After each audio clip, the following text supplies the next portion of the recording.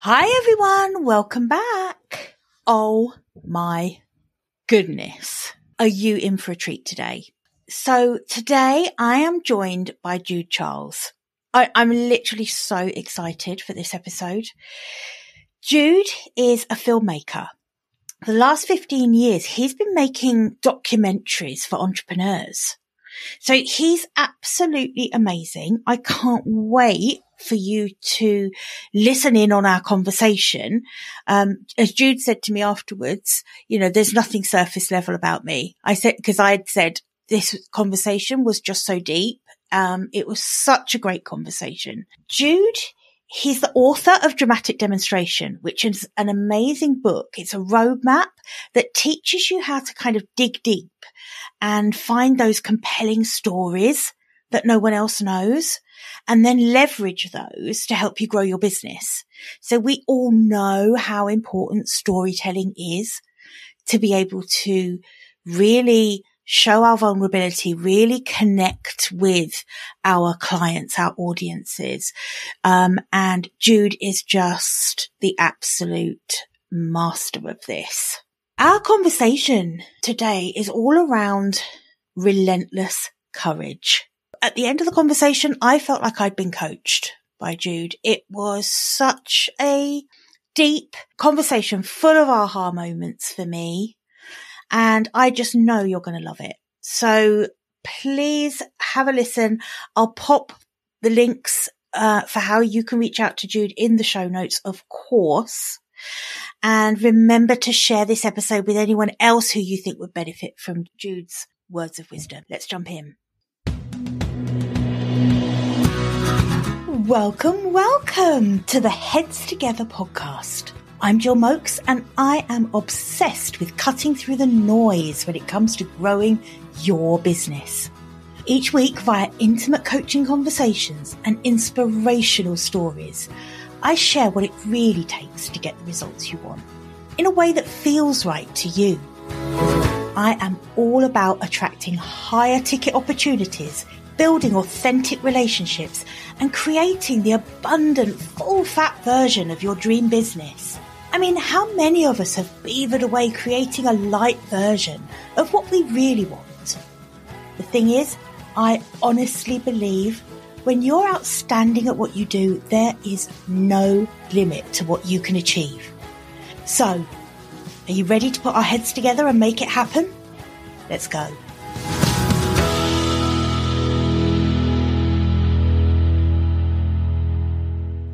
Jude, welcome. Thank you for joining me. Jill, thank you for having me. I'm looking forward to our conversation today. I'm also looking forward to sending you warmer weather. I know you're right outside of London, and I'm in Florida, but it is much warmer weather here. I'm hoping that I can send you that virtually as well. We would appreciate that over here. We need it, please. I was just telling Jude before we hit record that I've been doing my open water swimming in about 3 degrees. So that's just about as far removed as from Florida as you can possibly get, I think. Absolutely. Yeah. Absolutely. So, Jude, honestly, I'm so excited to have you with me today. For those of you listening, Jude is a filmmaker who works with entrepreneurs creating amazing documentaries. Jude, can you tell us a little bit, just to set the scene a bit, around what you do with the clients you work with? If you've ever read a biography, right, a book on an entrepreneur's life, let's take Bob Iger, who used to run Walt Disney World, the company. What I am doing is bringing to life through visual format, through a film, I'm bringing that biography to life through a documentary. And so I will follow an entrepreneur for about 6 months, sometimes a year, film behind the scenes of their life at work, their life at home as a parent or as a spouse. And then I package that up into either a 3-part or 6-part documentary series. Why? So that when you first hear about that entrepreneur, your invitation or your impression of that person is an invitation to watch behind the scenes of their life, to watch behind the scenes of how they show up in life, so that you feel more connected. That's what I get to do every single morning. I've been doing that for 15 years. Every morning I wake up and I am able to bring these stories to life. And sometimes I even help people craft their stories that isn't in visual format. When they're going to speak on a podcast or speak on stage, I help them craft their story as well for that. But that is what I've been able to do the last 15 years, and I love it. That's amazing.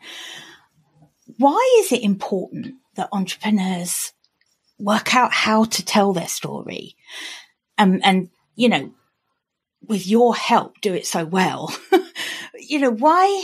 Why is that important though? When we first meet someone, especially if it's a client to work with, the question on their mind is, why should I do business with you? But let's simplify that. The question really is, why you? In my opinion, the only way to answer that question of why you is through storytelling. Why through storytelling? Because no one can duplicate your story. They can duplicate the thing that you do. Let's say hypothetically you're a copywriter or you're an interior designer. They can copy that, but they can't copy your story. For example, I mentioned I'm in video production. My story begins at 17 years old. I sat in a TV production classroom on May 4th, 2006, and my teacher, Mrs. Donnelly, said to me, Jude, you're really, really talented at video production. You should start a business. I'm the youngest of 10 children. My father was a construction worker. My mom worked at a chair factory.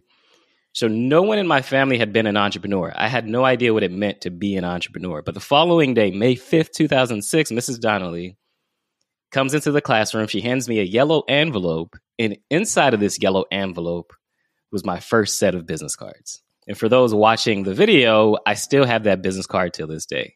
That's amazing. Right? Mrs. Donnelly, if you're listening or watching, what a woman. No one can duplicate that story, though. Right? 17 years old, starting a business, having the courage to start a business at 17 when no one else around me was an entrepreneur. You can't duplicate that. And so that's why I think storytelling is important, is because when you're thinking about how do I get this person's attention, how do I stand out, it is through the stories, it is through the experiences, it's through the journey that you have taken in life that helps someone understand who you really are. Right. I think we talk a lot as entrepreneurs about a USP, don't we? And your own story is your ultimate USP. And I think sometimes when people are scared to be open and vulnerable, which you kind of need to be to tell your real story, they really miss a trick on figuring out what their USP is. For you, I know, Jude, I know that like helping people find courage is a huge part of your mission. How did it entwine together for you, the making of the films and this mission to help entrepreneurs really have relentless courage, to use your words, which I just love? How did that come about, that became part of the mission? I noticed no matter what entrepreneur I was working with, if they had just started their business or if they were at a very high level running a big corporation, vulnerability is hard. And you mentioned that, right? Like, it's hard to be vulnerable. I think that is a human trait that we are afraid to be vulnerable. And I noticed that I would have to coach my clients sometimes through their own story and say, hey, this is important to tell. You shouldn't be hiding behind this story. You shouldn't be trying to cover up the story and not tell the whole truth about it. And so I realized the more and more this was happening, the more and more I would have to start my meetings and start my initial conversations around, hey, we're going to get really deep. I'm going to ask you questions you probably haven't been asked before, but you got to lean in and have courage to be able to tell me the truth. Because that's what I'm searching for ultimately. I feel like I often say I'm a detective. Yeah. I'm searching for the truth. I'm searching for not just the great soundbite, but I'm searching for what is the truth. This moment in time that you're telling me about, when you're telling me a story, that's what it is, a moment in time. What's the truth? Do you feel like there's a sixth sense that you've developed for when you are talking to an entrepreneur and you're just not quite getting to that truth nugget, you know? Yeah, for sure. I think it's a sixth sense. I remember sitting in a meeting with a client, and her name is Darnell Jervey Harmon, and she is a business coach. And I remember her telling me a story about wanting to have children and this desire to have children. And the more and more I pressed, she started to tell me the truth about why she wanted to have children. And there's a story that she tells about when she was born, or when her mother was pregnant with her, with Darnell. Her mother didn't even realize she was pregnant. And when she went to go to the doctor, she thought she was just having stomach pains. And the doctor said, how far along are you? Said, far along with what? What are you talking about? And he said, you're 6 months, you're pregnant. Oh, wow. And she was petrified because her mother had been actually using drugs while she was pregnant, but didn't know she was pregnant. And so the doctor said, look, if you've been using drugs, it's probably best to terminate this pregnancy, because this child is going to be born with defects that it's probably going to be a lot for you. Well, her mother decided to go through. Darnell was born. And Darnell is now 46 years old, has no defects. Everything is fine with her, right? And so her desire to have children is understanding that her life is a gift, and she'd like to be able to share that gift, not just with her clients and friends, but also with another life, like the legacy that she will leave behind. That only happens, me discovering that story only happens when I realize, okay, there's something here that she's not uncovering. I have to dig deeper. I have to ask more questions. And sometimes it's as small as the way the person fidgets in their seat. Sometimes it's them not making eye contact as they're telling you a story, because there's parts of it that they are hiding from. And yeah, it's a sixth sense. I think it's understanding human psychology. And I'm a detective. So I'm going to dig and dig and dig until I get to the core, because that core is what I want to show other people. When we talk about connection and intertwining, it's hard to break a three-strand cord. But your story is what holds that three-strand cord together. And I am looking to get to the truth of that story so that when other people hear about who you are, you share your story, and they're connected through this story, that it won't be easily broken. And now this person is bonded to you for life. That is what I desire, but it takes courage. It takes that vulnerability to even get to that point. Yeah, absolutely. I think you said it so well. Vulnerability is hard. I can remember myself when I started my business. I think I actually blocked some of the people I knew from social media because I was embarrassed for them to see this different direction that my business was taking, or my career was taking, So that fear of visibility sometimes can be really hard. And then layer on top of that, sharing something that maybe you feel guilty about, embarrassed about. If you introduce in any of those sort of emotions, that's so hard. Yeah, it's hard. But what I realize is that the more vulnerable you are, the more connected people feel to you. Yeah. In 2020, I woke up and could not physically move. October 10th, 2020. I'll never forget the date. Gosh. And I had no idea what was happening, but I felt paralyzed for about 2 hours. And when I finally got out of bed 2 hours later, ended up calling a therapist, and I was officially diagnosed with burnout. Wow. I share that story because ever since, as I have been going through this journey, it's now 2022 as we were recording this, so 2 years later, I'm still going through this journey, but I've been very vocal about burnout. And it's hard to do because it's not something I'm used to. I didn't know what burnout was.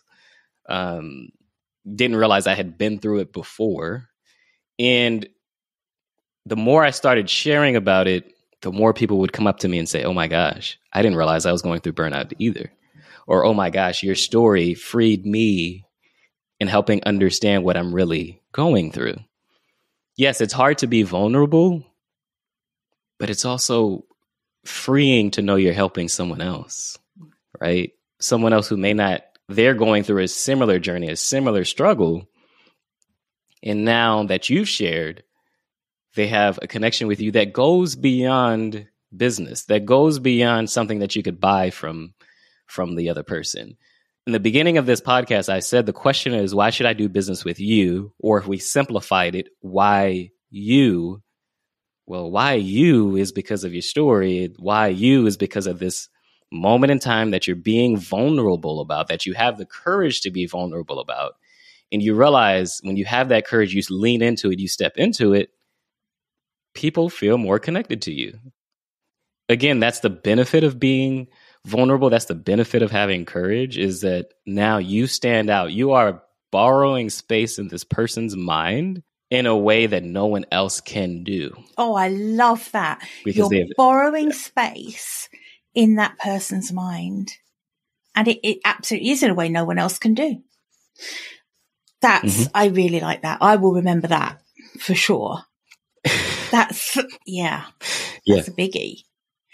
Do you think, I sometimes feel as well that when you do master being vulnerable, especially with someone like you to help bring that out, it almost can be quite addictive.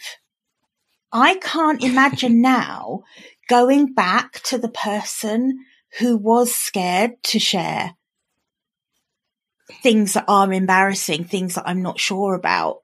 I am admitting when I don't know the answer to something, all of those kind of things. I can't imagine now going back to being too scared to do that, but I really, really was. So how do you help someone have the courage to get vulnerable? Having the courage starts with taking the first step. And oftentimes that first step is not going on stage to tell your story. Sometimes that first step is one-on-one, telling that story to another friend. I remember telling a story on a podcast once about my car being repossessed twice. That's a story I had never really shared to other close friends before, but I shared it on a podcast one-on-one. And then I shared that podcast to my social media, and my best friend reached out to me to say, oh my gosh, I never knew that story about you. Now, we had been best friends at that point, maybe 20 plus years since we were children. And he said, I never knew that story about you.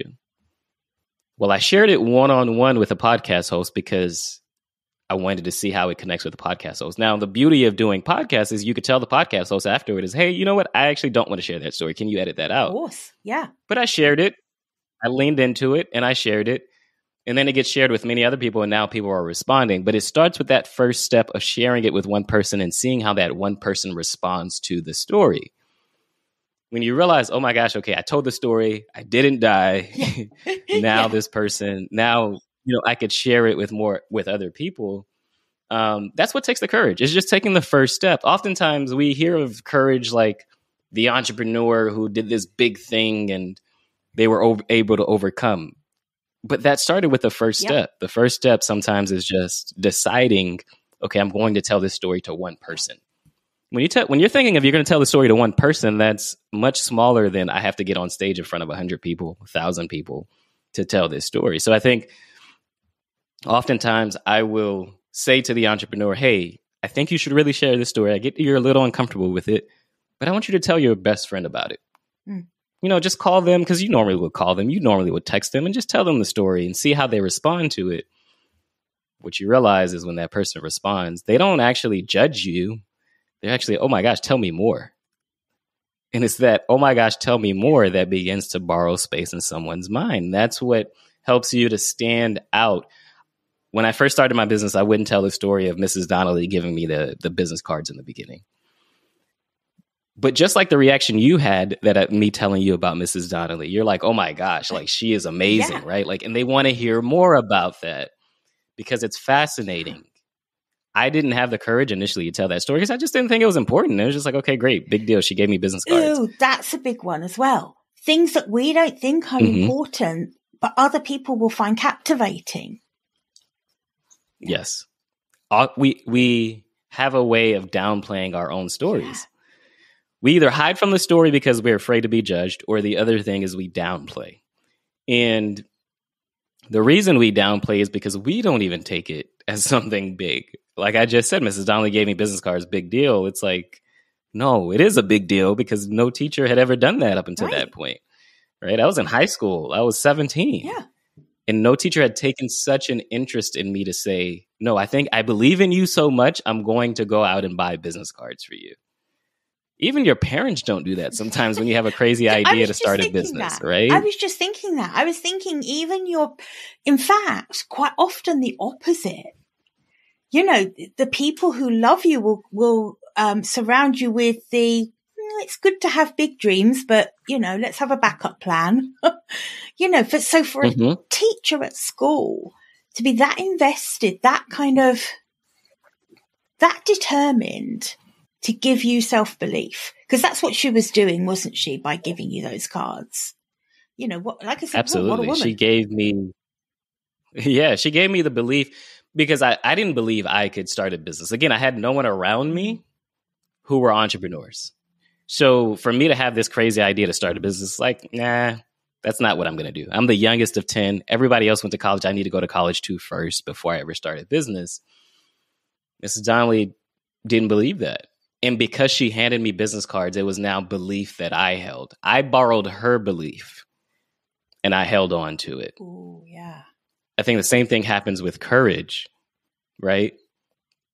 When you tell someone your story and they respond, they lean into it, their curiosity, their intrigue by your story, you borrow that now. And it's like, ooh, okay, they like the story. What is it that you like about the story? Right? Like asking more questions or having more conversations around it, that helps you get more comfortable sharing the story. It doesn't mean you go from one person to 100. Maybe you tell another person and you see how they respond. Yeah. Now you're building up proof that, okay, people really like this story. Maybe I should start sharing it more. My best friend that I was talking about earlier, we were actually having a phone conversation recently, and he has gone through the first quarter of the year. He went through a moment of silence. And what that means is that he didn't listen to any podcasts. He didn't watch any YouTube videos. He just wanted to, the main point was what is it that I think? Because oftentimes we could hear a lot of noise and we have other people in our head, but he needed to hear what does he think. And he started his real estate business in 2018. This had its ups and downs. And he was saying to me how he wanted to share his story, but he just felt like it wasn't time yet. And I'm like, you have a story. You have two stories, as a matter of fact. I made a joke to him that we need to start recording our conversations because I think you think the story needs to be perfect, but you just told me the story. And I was interested by the story. Like, that's all you needed was to get started. And you just did it. Right. And I think oftentimes that is what stops entrepreneurs, is like we take for granted that our story is actually intriguing. Yes. Our story is actually something that other people want to hear about. But I always keep coming back to this point. Your story is what helps you stand out. The experience that he had taking 3 months off from not listening to anything is a unique experience. It's not something that other people have done. Mm-hmm. Don't take that for granted. Go out and start sharing that story. Definitely. I could not. And I think it was a super smart thing that he did. I have a conversation with my clients quite often about kind of that balance between consumption and production. And when it gets out of line and you're consuming all the time, original ideas can't break through. They're literally smothered by the consumption, right? So, yeah. Mm-hmm. Yeah, smothered by the noise, smothered by the constant pulling and pushing, depending on what you're listening to. Mm-hmm. Right? There's this constant pulling and pushing. It's telling you to go in one direction, but then it's telling you, that direction is wrong, so go back in the other direction. And it's like, unless you subtract the noise, and that takes courage in itself too. Subtracting the noise, why we listen to so much is FOMO, fear of missing out. We feel like if we don't listen to this new podcast, if we don't listen to this new YouTube show, if we don't watch the hot Netflix show that's out that everybody's talking about, we will be missing out. We'll be left out of the conversation, right? Left out of the conversation. There's another cost to that, though. Being left out of the conversation 5 years later when you're the only one who hasn't done anything in your group of friends because you're consuming so much. We talked about this off air, but I have this analogy that I've done when I speak, and I use a Jenga piece because we've all played Jenga. Jenga is a very popular game. And in Jenga, the whole idea is that you remove pieces and put it back on top to make sure that the piece doesn't fall. And whoever makes the piece fall is the person that lost the game. Well, in my illustration with Jenga, I remove the piece, but I don't put it back on top. And what you realize is for every piece that you remove, the structure still stands. It's still holding up. You don't need to be a part of every conversation. Because if you're trying to be a part of every conversation, your structure will not hold up. It'll be 5 years later. All your friends will have accomplished their goals. They will have done the things that they dreamed about. And you will be left still trying to hold on to the full Jenga set, the full 54 pieces. My opinion is you remove at least 20 of those pieces and you realize, oh my gosh, it's still standing. And when you realize that, there's no reason to feel like you're missing out. All the information that you want to take in right now will still be there. Oh, it's such after you've accomplished your goal. Analogy. As you're saying it, I'm thinking it applies so perfectly as well to marketing strategies. You know, I see clients all the time thinking they have to be on every social media platform. They have to do email marketing, networking, LinkedIn. It's overwhelming. It's too noisy. They end up not doing anything well because the stretch's so thin. And it's a perfect analogy for that as well. Yeah, absolutely. It takes courage to not do what everyone else is doing. It really does. It takes courage to believe in yourself, to believe that I don't need social media to run this business. If that's your story, if that's your journey. Everybody has a different journey. You have to decide what that is, but it takes the courage to stand firm in that, to say, you know what, this isn't the best use of my time. I have built this business for the last 15 years on the backbone of word of mouth. I have not used social media to gain business. Some will say, and it is true, social media works, but it's not the way that I choose to spend my time. Right. At least to gain business. Now, I do spend time on social media, on Twitter, but it's not to gain business. It is just a way for me to share some of what I'm doing. But I do not think to myself, if I don't post today, then someone else won't find me in order to gain business. It takes courage to do that because, again, you're getting so much noise to know you should be on social. You should be on social. You're missing out on money. You're missing out on money. And it's just not beneficial to where you're going in your life. We all get to choose the game that we play. There's a quote that I love by Henry Ford. It says, whether you believe you can or you believe you can't, you're right. Yep, absolutely. You get to choose what you believe in. Yeah. Yeah. You get to choose what you believe in. And I think it's important that we consider that more. I think you're right. I think it ties in with courage too, because you made such a good point earlier about doing the courageous thing. It's not always doing the huge thing. It's making a choice to do something once that scares you and then exercising that like a muscle afterwards, right? Mm-hmm. Very first time I spoke on stage to a crowd of about 200 people, I was nervous out of my mind. I did not know it was going to be a big stage. I had been invited to speak at the Copywriter Club in real life in Brooklyn, New York. And I did not know it was going to be a big stage. I went to the event the year prior to it, and there was only 50 people there.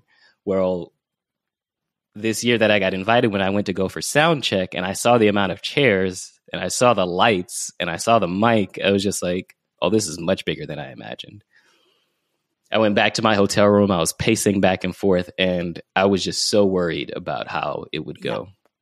Well, what I decided to do is that I recorded my speech, my full 30-minute speech. I recorded it on my cell phone, transferred that to iTunes. And then as I slept, I played the recording in my ear throughout the night. It played on repeat as I slept. Because I needed the confidence to be able to not talk myself out of not being on stage. I needed the confidence. I needed to trick my mind into believing, hey, you slept. It's embedded in your mind. There's no reason to be scared. Just get up on stage and do the speech that you actually recorded already. You've done it once already. Yeah. Exactly. Yeah. The courage sometimes is in just believing in you've done it already. Maybe you didn't do it in the exact same way, right? Let's say if we're going after a client and this is a new industry we're in. But have you convinced somebody to work with you before? Like, you've got friends. So you've convinced friends that to work with you. They like you. They hang out with you. It's no different than when you're going to hang out with a client. You just so happen to be providing a service or, giving them, inviting them to buy a product. But you've done it before. And sometimes it takes those little things to trick our mind, but that takes courage too. It's like, I have the fear, but I'm going to lean into this and I'm going to remind myself that I've done it before. To wrap up the story with speaking on stage in front of 200 people, I did do it. People loved it. The organizers loved it so much that I have been speaking at that event for 4 years. That's all it takes is the first step, believing in yourself, saying, I'm scared, but I'm going to do it anyway. Yes. And the more that you do that, that's what builds up courage. Courage is a muscle. It is. I completely agree. If we don't get out of bed every morning, if we don't stretch our legs, if we don't use our arms, there's atrophy, right? The muscle dies. It's the same thing with courage. Every time you shrink yourself and you say, no, I can't do this, or no, I won't do this, courage dies. We need to build it every single morning. It took courage for me to get on here with you, Jill, to have these conversations, to be vulnerable.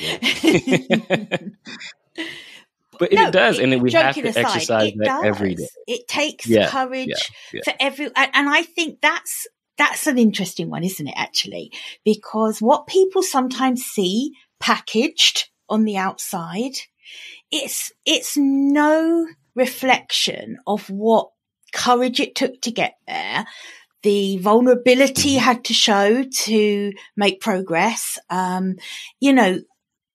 think there's a disconnect sometimes between what people look on or aspire to and the reality of what it took for the person who has that, who is at that point that you want to be at, or something like that, And I think you made such a good point. It's like often it is a case of stopping and saying to yourself, but you've done that, you know how to do this.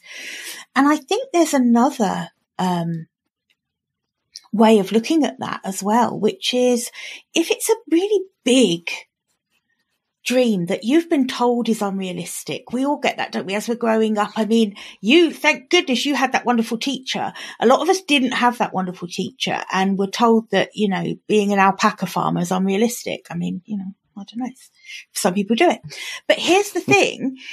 I always say to clients, however big your goal is, however big your dream is, if one other human being has ever accomplished it, then if you want to channel what it would take to get there and do it, you can do it too.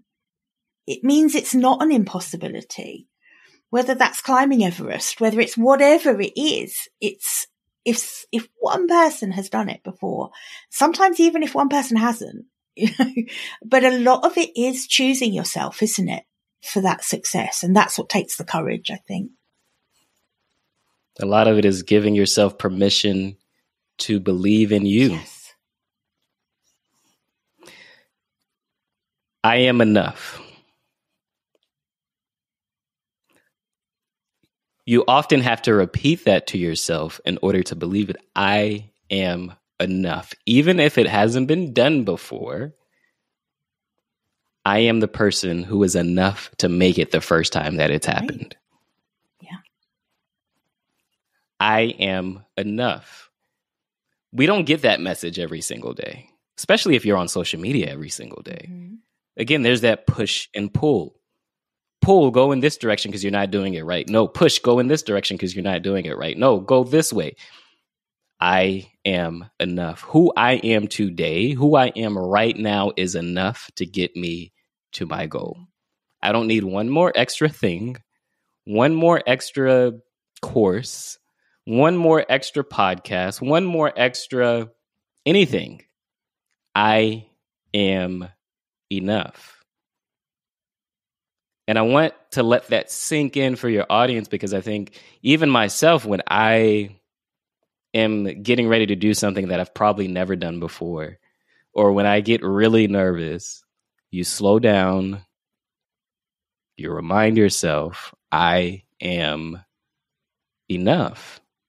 15 years later, I still have to remind myself that. When I went through burnout in 2020, in this moment where I begin to look at the thing that I do as my identity, I had to pull that back and say, no, just because I'm slowing down, just because I'm taking a break, it doesn't mean that I am any less than. My systems and processes may have to change. The way I was working may have to change, but I am enough. Nothing more, nothing less. The only thing that changes is I might get 1% better. I'm improving 1%. That's it. But who I am today, where I am today is enough to get me where I want to go. God, I love that. That is so powerful. Do you think it's hard for some people to believe it? So I think there's a disconnect, isn't there, between saying it and really believing it. How do you think, what's in your toolbox for really moving into believing that? Jill, that's an amazing question, because the one thing I look at every morning, if I decide to journal that morning, or if, again, I'm getting ready to go on a podcast, I have this folder in my phone. I have an iPhone, and in my photo album is a folder called Confidence Folder. And over time, what I have done is I have taken screenshots of comments someone left on, let's say I got a testimonial from a client. I screenshot it, put it in that Confidence Folder. Let's say I have pictures of me speaking on stage, put it in the Confidence Folder.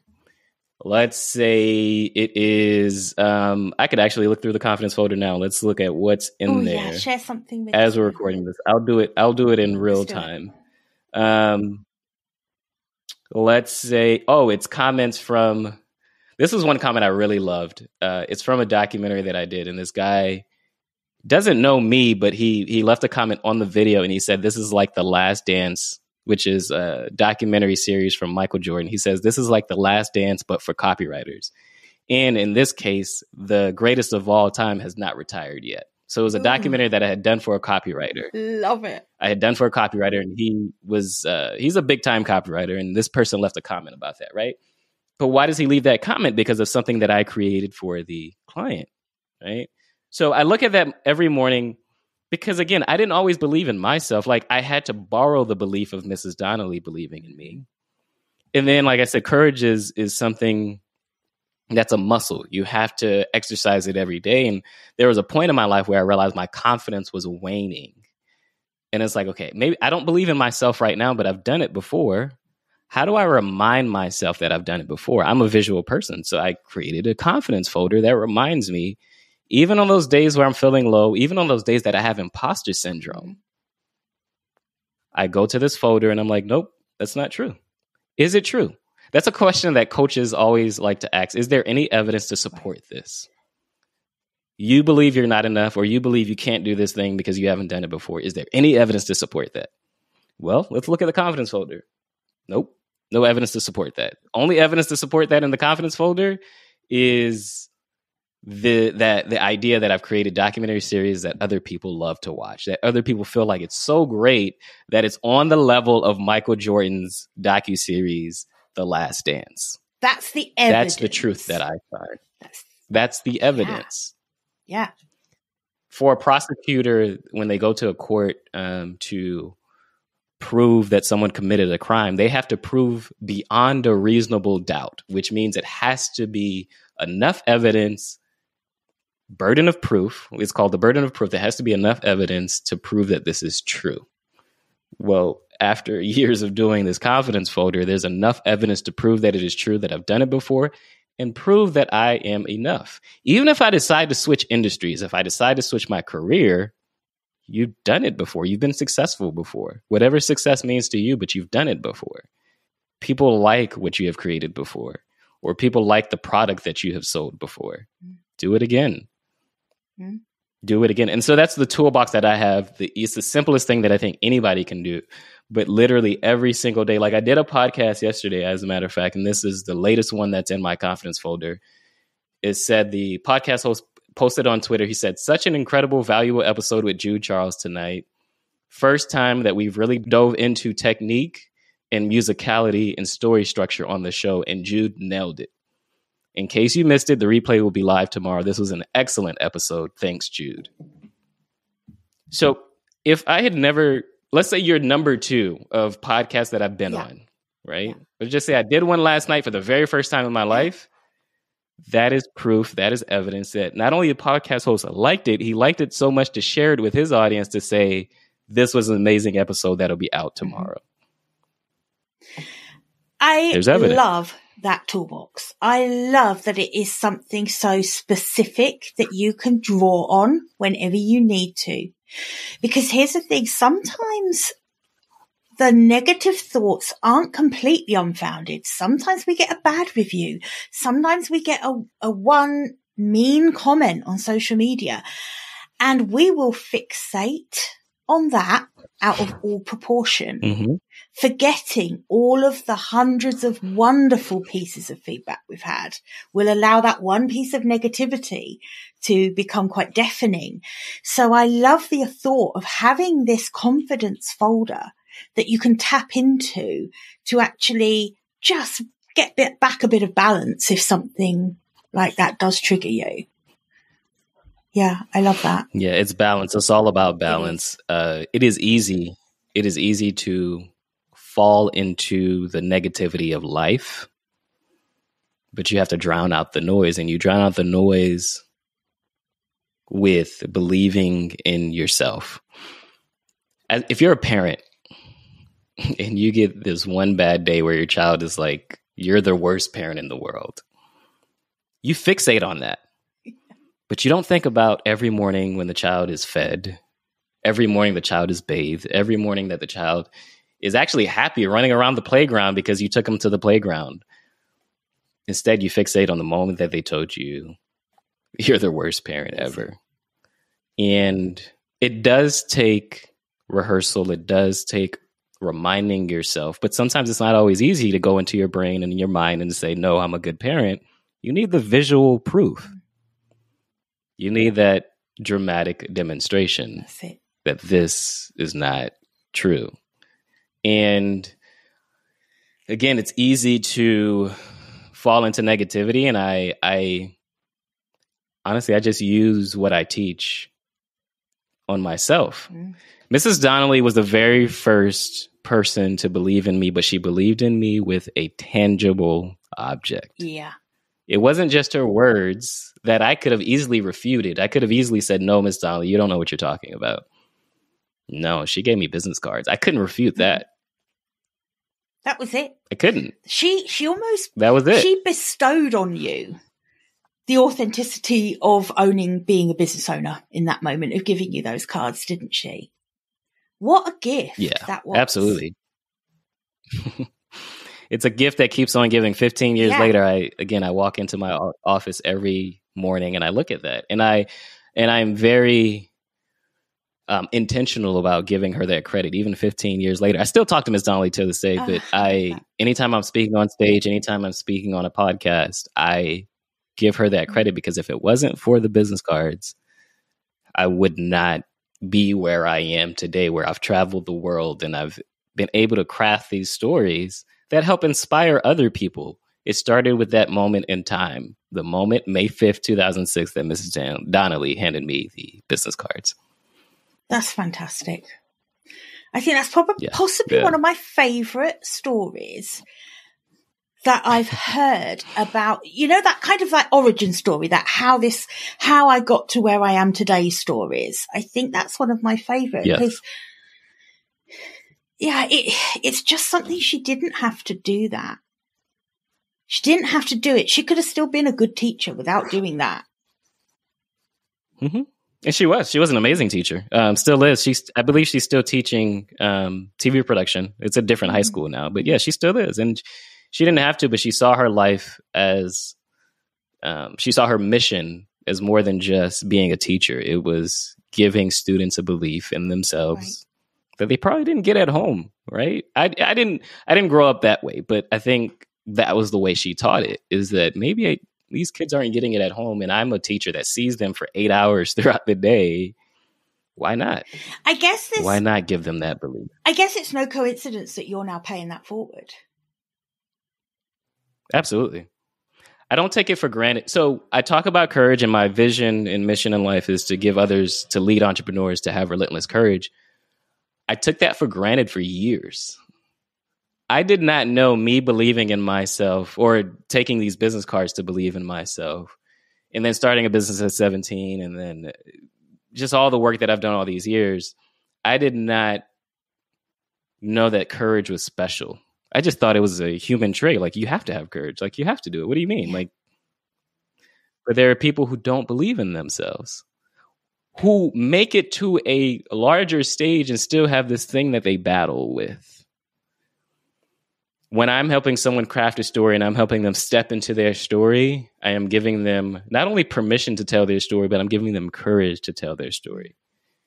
I did a 2-hour road mapping session. Road mapping is where I help the person craft a story. And the person came to the session saying to me, you know what, I almost didn't show up because I didn't think I had any stories to tell.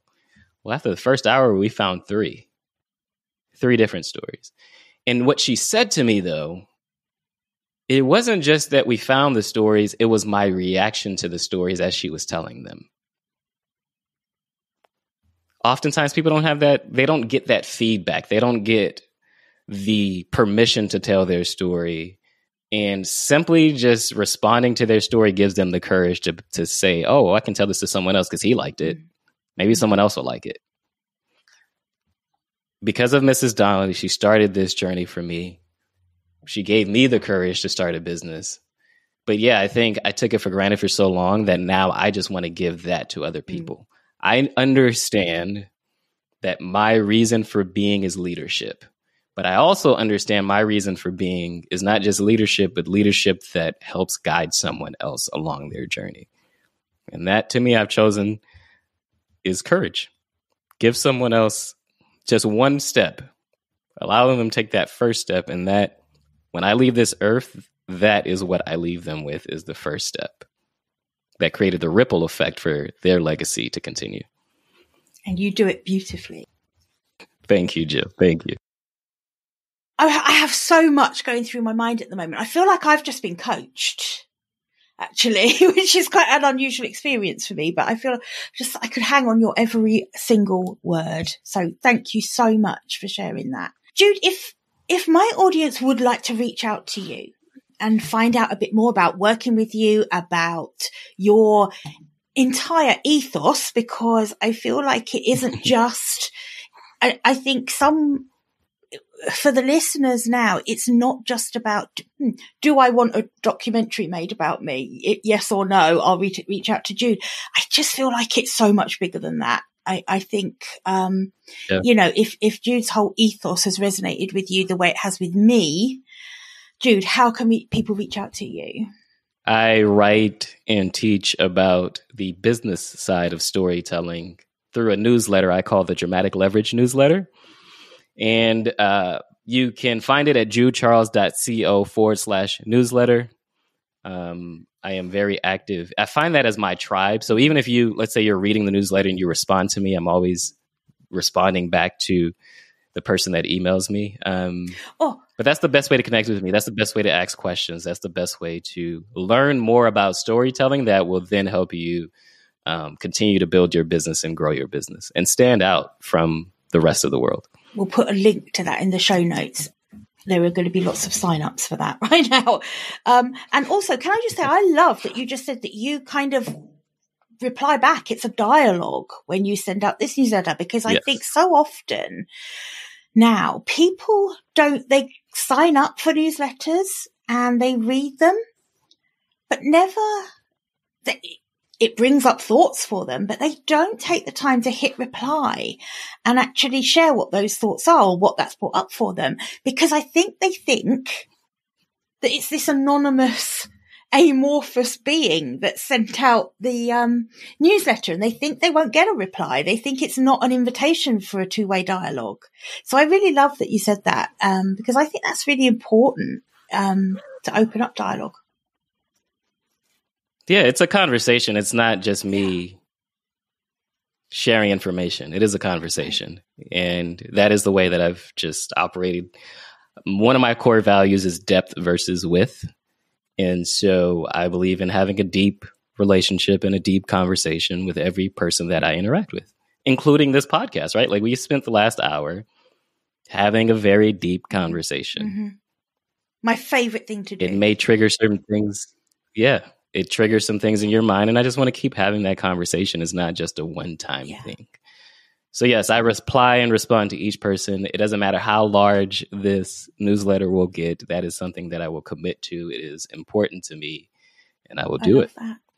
And you just said that this isn't a one-time thing. So I am taking that to mean that you will come back onto the podcast again in the future. Yes, please. Absolutely. Yes, because there is so many topics definitely. That I would love to have a deep conversation with you about. Well, it's recorded, and I will be back on the podcast with you, Jill, to have a further conversation. Even as you read the newsletters and there's other things that come up, let's continue this conversation for your audience. That again, if you take nothing else away from this, 3 words I want you to take away is I am enough. Perfect place to wrap. That's it. Thanks, Jude.